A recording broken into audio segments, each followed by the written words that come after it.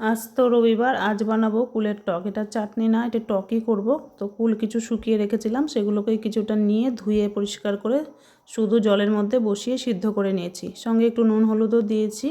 তারপর কুলগুলো যখন সেদ্ধ হয়ে গেছে দিয়ে দিয়েছি একটু চিনি।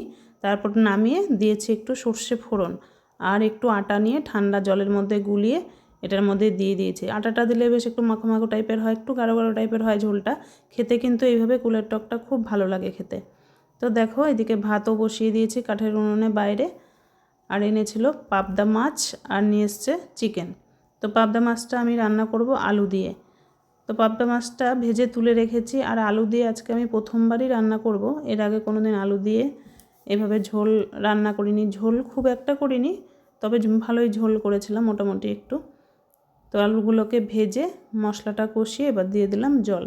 মশলার মধ্যে দিয়েছিলাম একটু পেঁয়াজ, 1 কোয়া রসুন দিয়েছিলাম, টমেটো, জিরে গুঁড়ো, ধনে গুঁড়ো, আদা, কাঁচা লঙ্কা, এটাই দিয়েছিলাম। দিয়ে মশলাটাকে ভেজে ভালো করে কষিয়ে জল দিয়ে ফুটিয়ে এবার মাছগুলো দিয়ে দিয়েছি।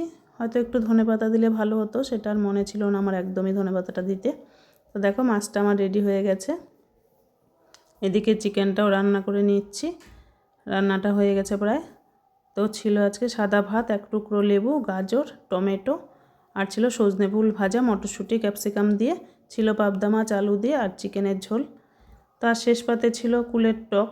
এটাই ছিল রবিবার দুপুরের খাওয়া দাওয়া। তো আজকের ভিডিও এই পর্যন্তই। দেখা হচ্ছে নতুন একটা ভিডিওতে। ততক্ষণ সবাই ভালো থেকো, সুস্থ থেকো।